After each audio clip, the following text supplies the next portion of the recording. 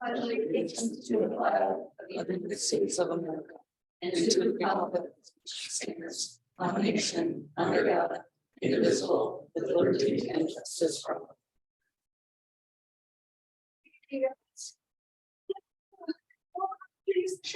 Commissioner Bozak, Here. Commissioner Insland, Here. Commissioner Loving, Here. Commissioner McCarg, Here.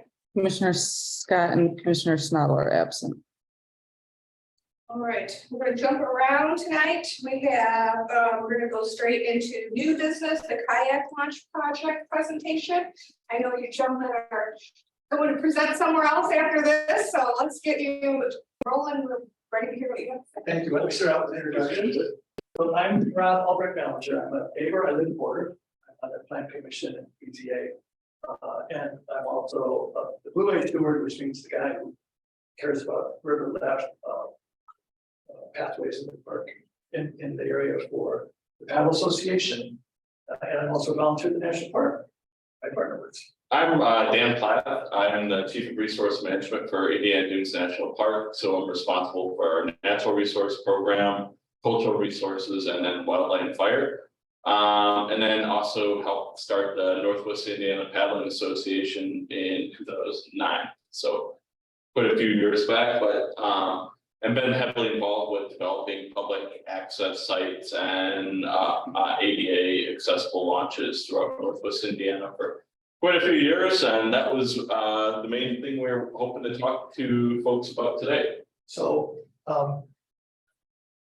we were talking about building landings, as Dan said, on the Little Calumet River. So just like your Westport is a really, really exciting business and residential asset being added to the area, we feel that what we're doing here on the river, especially in conjunction with the very close Marquette Greenway that's going in, is an equally exciting recreational asset for Burns Harbor. We're so impressed with what you're doing, what you've got going here. I just was doing a survey this weekend. I took people from around the region in there, and they're walking through there and say, I can't believe this exists. So we really want to get you excited about what we're doing. The big picture is we've been working in Chesterton and Porter, as Dan said, really for a decade. And it's Little Calumet River is becoming an increasingly important recreational asset. People use it all the time in the summertime. We're going to reach a great milestone this year, at least we have the ambition to reach it. And that is we're going to clear the Calumet River, essentially almost across Porter County. So right here, look at me, going right past your home. We're going to let people paddle all the way out to Lake Michigan.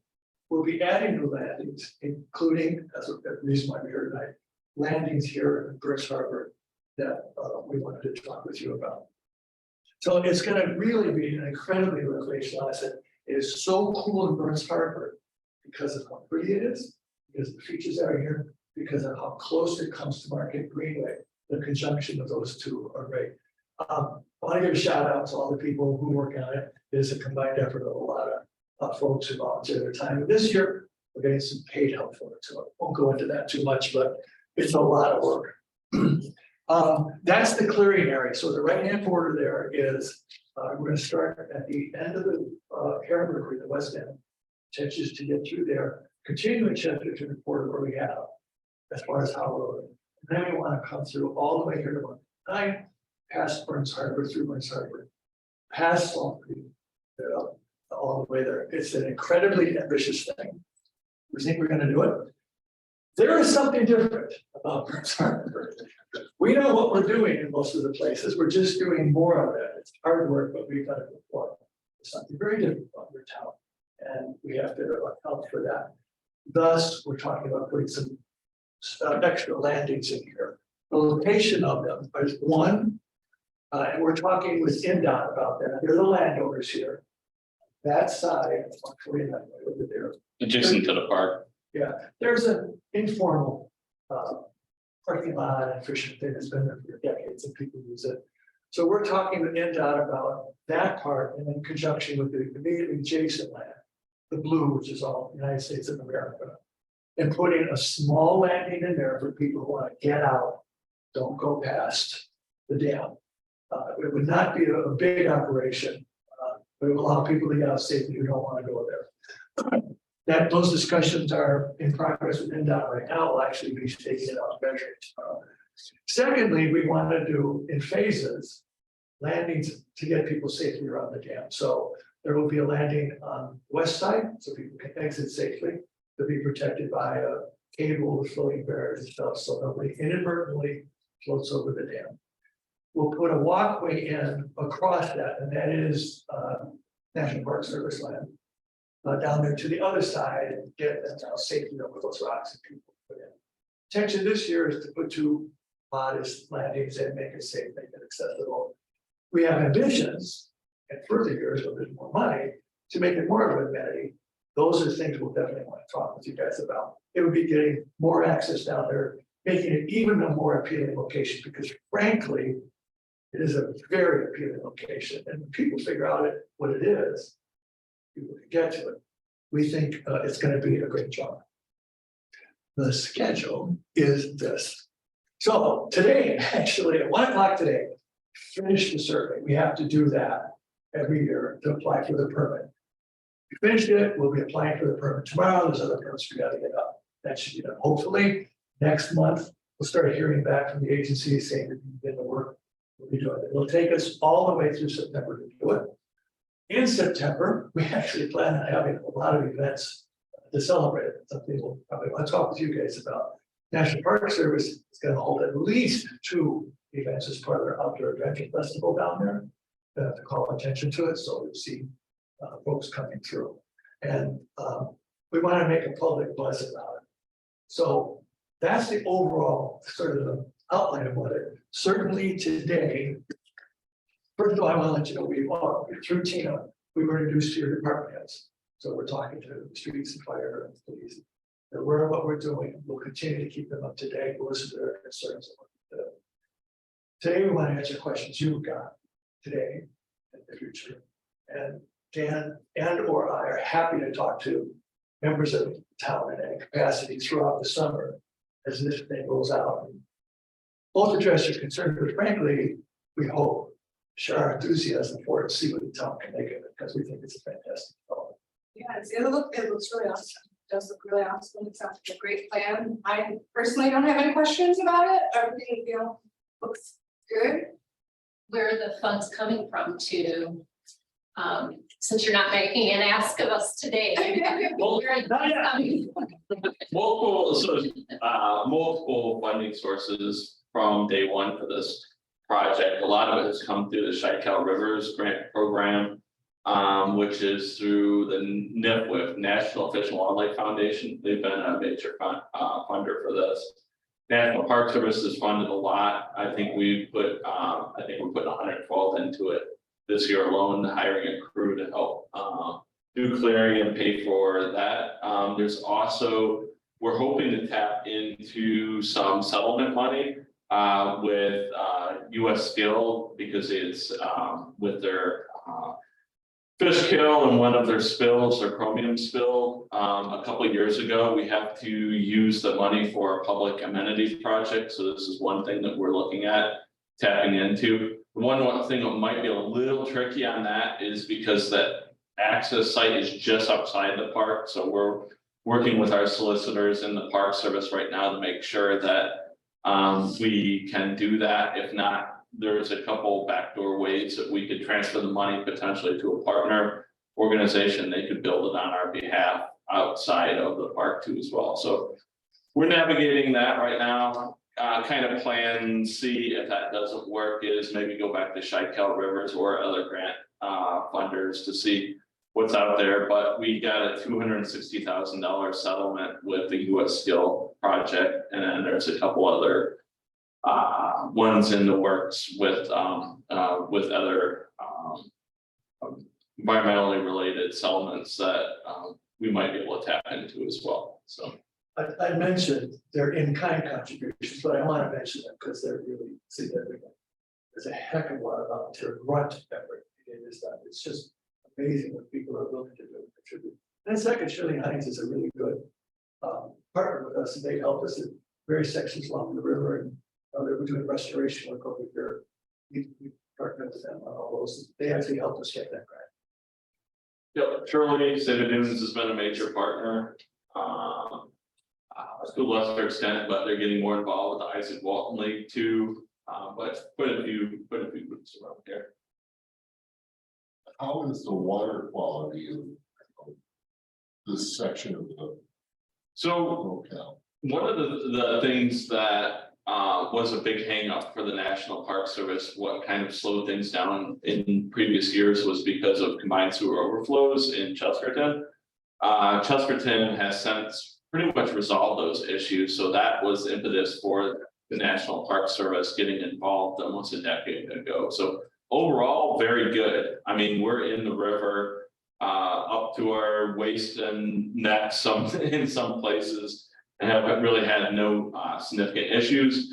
If you have like a major rainfall just because of runoff, just like anywhere else in Northwest Indiana, Lake Michigan, the river, anywhere, you can have some issues associated with non-point source pollution. But generally speaking, the river is very clean. There's always, we're actually doing a major mussel restoration in the park because the water quality has improved so much that we can actually grow native mussels in captivity, and we're releasing them into the river, which will actually further help clean the river because of the release of the mussels. So overall, pretty good. You know, like everything else, it could be better, but no significant issues that we really are too worried about, especially when it comes to recreation of this kind. Yeah.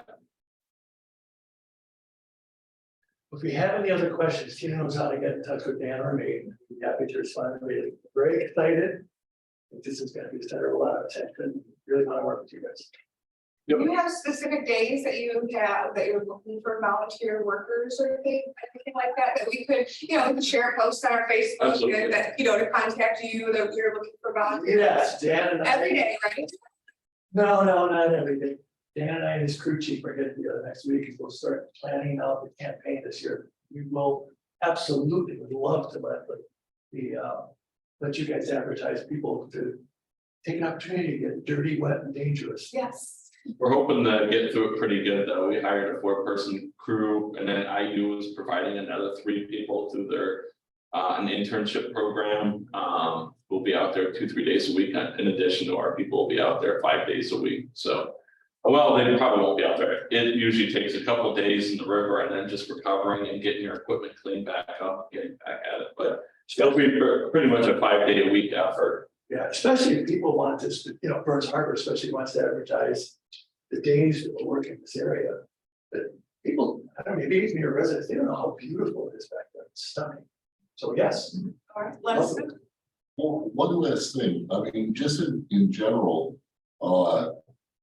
in this area, how popular is recreational kayaking, canoeing? It's become extremely popular in the last 10 years, especially. A lot of it's, I think, in part because of the Paddling Association. We've developed over 350 miles of water trail in Northwest Indiana. We've got more accessible canoe and kayak launches in Northwest Indiana than any place in the world currently. So we've become kind of a mecca for people with disabilities who come here and paddle too as well. You know, COVID hit, and literally the number of paddlers has doubled nationwide. So we really haven't fully kind of wrapped our mind around how many people have boats, because for 2 years you couldn't even buy a kayak because it became so popular. So I'll give you 2 big bets. One, we'll be working the river on a weekday, right? Guys standing in the water, like Dan says, up to here, chainsaws. We're working the river trying to clear it. And on a weekday, we'll turn around, every 5 kayaks, say, when will you be done? yeah, it's all build you, build it and they'll come. It's pretty much the same thing. The other thing is, in the fall last year, we said we'll limit on 75 people for one day in September. It rained, we canceled it, we put it the next week. It's filled up again. It's filled up. This year, that's one of the reasons why we're gonna have 2 events. It's becoming more popular every year. Next one. I think aging population, people's knees go bad when they get a little bit older. A lot of people who, you know, would normally be out hiking go out and link the paddle. So it's become extremely popular with kind of everybody, but especially people who are, you know, retirees too as well. So we're seeing a lot. Yeah, people who want to come over and spend money in Westport as soon as you get a bill. All right, cool. Thanks, any question, let you know. Yeah, and if you ever have any questions, national park related to as well, I'd be more than happy to help you on anything like that, so. Thank you. All right, Thanks so much for your time, we appreciate it. Thank you. have a good one. You as well. Hey, Steve. How are you? Good. All right. Good seeing you. Yeah. Commissioner Ensland? Yes. Commissioner McCarg? Yes. Commissioner Loving? Yes. Commissioner Bozak? Yes. Reports. Brett? No. Just that we're gonna follow up with the title company, regarding the status of the deed being filed when it goes in on Friday. Jane, do you have anything? I just wanted to point out that Senate Bill 419 includes language that was previously in House Bill 1085, which is going to, if adopted, require the RDC to only spend money on their projects that they've outlined for that annual plan. And it's also going to require an increase, or it will cause increases in reporting requirements as well. So I'll keep an eye on that bill for now. And under correspondence quickly, I just wanted to point out that that report was due by April 15th and it has been submitted to the state. And if you had any questions, just let me know. Engineer on? No. Yeah. No, I provided a written report this month and I can highlight a few of the items when we get to hold this. All right. Correspondence, RDC's 2022 annual report pursuant to IC 36-7-14-13.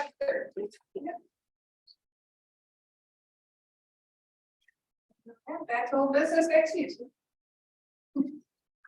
On the Marquette Greenway updates, under the phase 1A project, this is the one funded through CMAQ.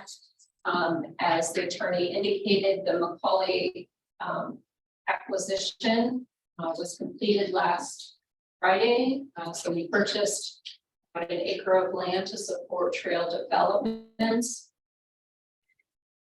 We are so that's the land acquisition. Under the right-of-way clearing, last month there was the approval of the Ava Marsh contract to assist with overseeing trail clearing as well as staking out the trail. Due to the that deadline, we were not able to clear the trail. So that contract has been canceled. We'll just get a billing for a few hours when they were out in the field regarding staking that. We'll return to that activity under our construction period, which at this point probably will be summer to fall. We are still waiting on approval from NDOT on our submittal and our stage 3 submittal, as well as the final tracings. Part of that approval comes with all of the Macaulay property paperwork that NDOT needs to be submitted. So the deed that we're waiting on is the last piece in order to be able to do that, but things are moving on schedule. There's good communication going on with respect to all of these items in the project. And then Corinne Peppers and I will be working on the quarterly report for the meeting that will be coming up in the next month. On RTP, this is phase 2, the bookends of Westport. Ruth Riley will begin to resume construction, but was delayed due to the wet weather that we've had. That has not yet started in earnest. We did, under the Lake Michigan Coastal Program, we did close out the grant with the state. We're just waiting on the reimbursement for 50% of the project costs. And for phase 1B, the section of the trail that takes us across the Norfolk Southern We continue to coordinate with NERC and the National Park Service. National Park Service is in direct communication with Norfolk Southern, so we hope that there will be some movement on the options available for the town and the National Park to partner and move that project forward. So we will continue to keep you updated on that funding opportunity. And that would conclude the report from our agreement. Anybody have any question? All right. And how about Westport community update? Yes, we are meeting with Holiday Properties monthly, and we received some preliminary figures, updated costs on the cost of Westport, and so those have been received and are under review at this time.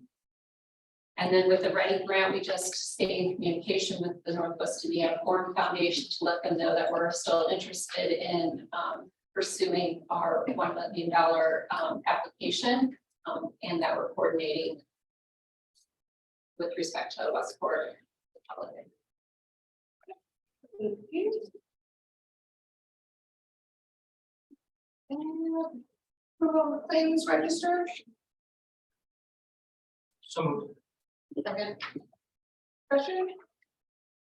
Roll call please.